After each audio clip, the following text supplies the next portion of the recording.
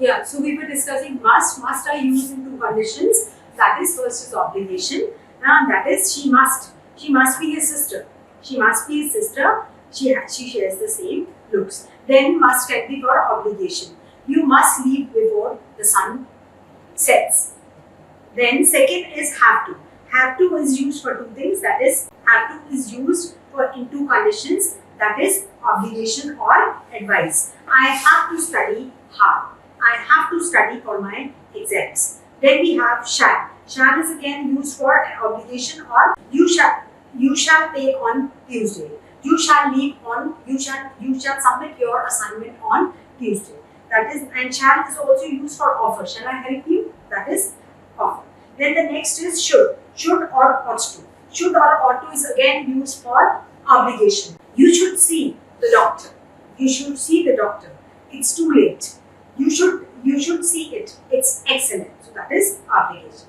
Then had better. Had better is again used for obligation, and that is you had better sleep more. You had better sleep more. And the last one here is would. Would is offer.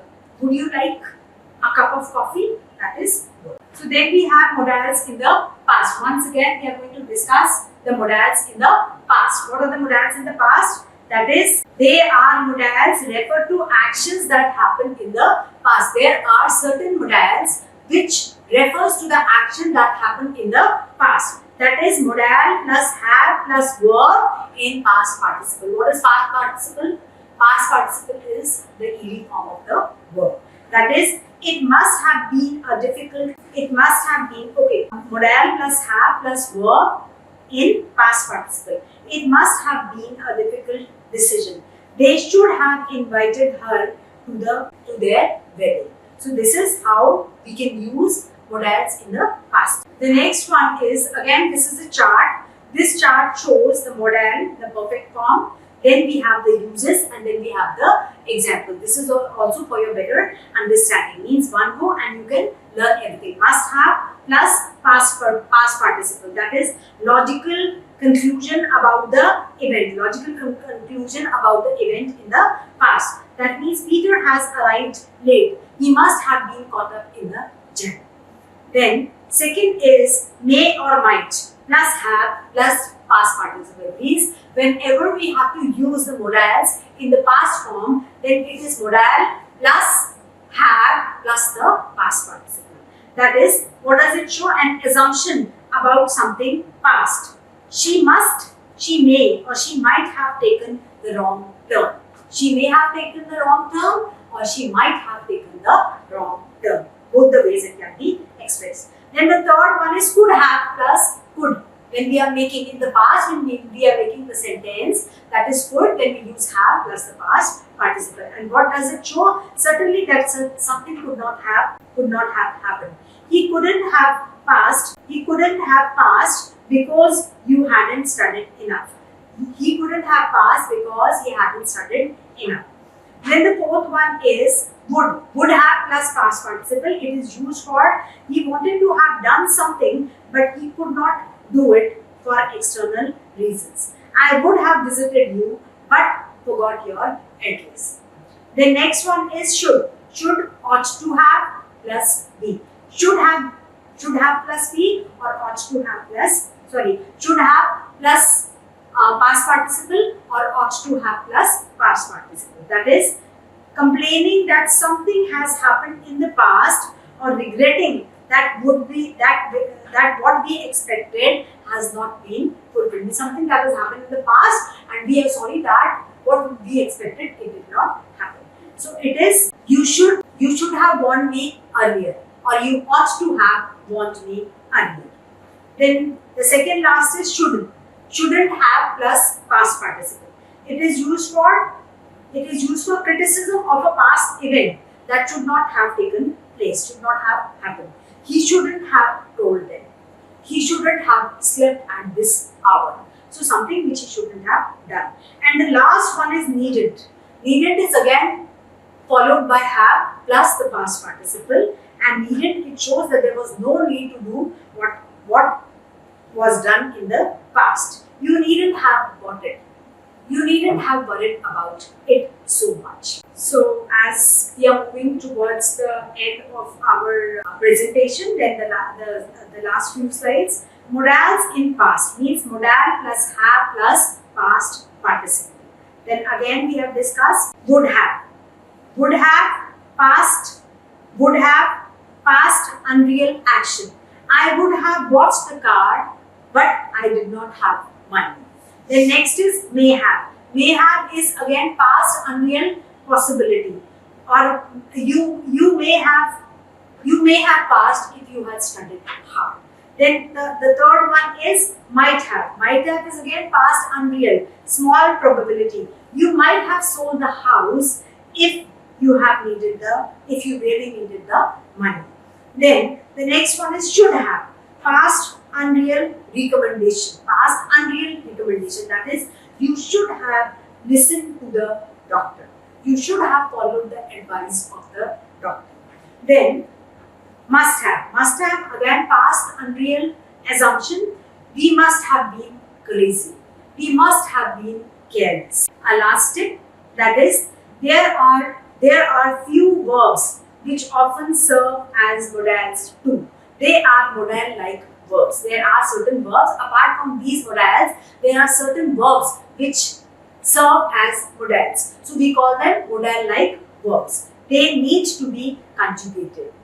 Yes, they need to be conjugated. So here is a list of such kind of verbs. Modals-like verbs. So these are like to, just see, like to, want to, need to, have got to, and look forward to. These are the words. Like, what is the concept they reflect? Like to, enjoy. I like to watch. Then want to, desire. I want to buy a car. Then need to, necessity. We really needed this money. We really needed to talk to you. Then have to, obligation.